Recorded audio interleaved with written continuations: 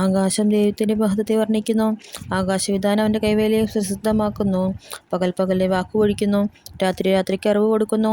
ഭാഷണമില്ല, വാക്കുകളുമില്ല, ശബ്ദവും കേൾപ്പാനുമില്ല.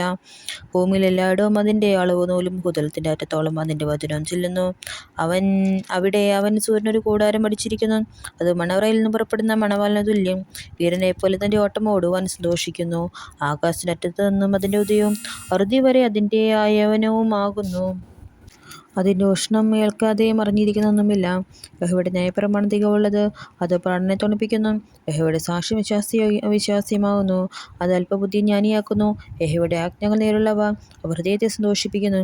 യഹോവയുടെ കൽപ്പന നിർമ്മലമായത്, അത് കണ്ണുകളെ പ്രകാശിപ്പിക്കുന്നു. യഹോഭക്തി നിർമ്മലമായത്, അത് എന്നേക്കും നിലനിൽക്കുന്നു. യഹോവയുടെ വിധികൾ സത്യമായുള്ളവ, അവ ഒട്ടൊഴിയാതെ നീതിയുള്ളവയാകുന്നു.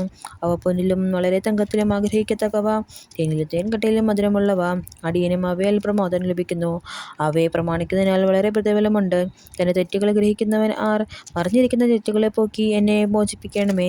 സ്വമേധ പാപങ്ങളെ അകറ്റി അടിയനെ കാക്കണമേ. അവ എൻ്റെ മേൽ വാഴരുതേ. എന്നാൽ ഞാൻ നിഷ്കളങ്കനും മഹാപാതകരഹിതനുമായിരിക്കും. എൻ്റെ പാറയും എൻ്റെ വീണ്ടെടുപ്പുകാരനുമായ യഹോവേ, എൻ്റെ വായിലെ വാക്കുകളും എൻ്റെ ഹൃദയത്തിൽ ധ്യാനവും നിനക്ക് പ്രസാദകമായിരിക്കുമാറാകട്ടെ.